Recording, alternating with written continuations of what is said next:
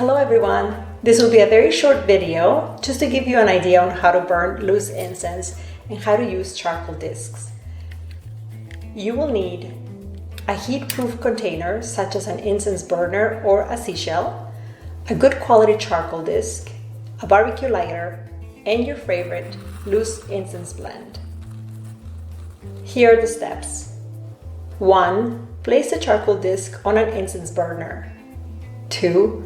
Light your charcoal disc. 3. Once the charcoal disc has caught light, it will start to crackle. 4. Leave it until the disc is hot, no less than 5 minutes. 5. Tip loose incense into disc. 6. Enjoy the lovely aroma. To find out more about my natural, high-frequency incense blends, visit me at www.monicadumont.com. In love and light, always.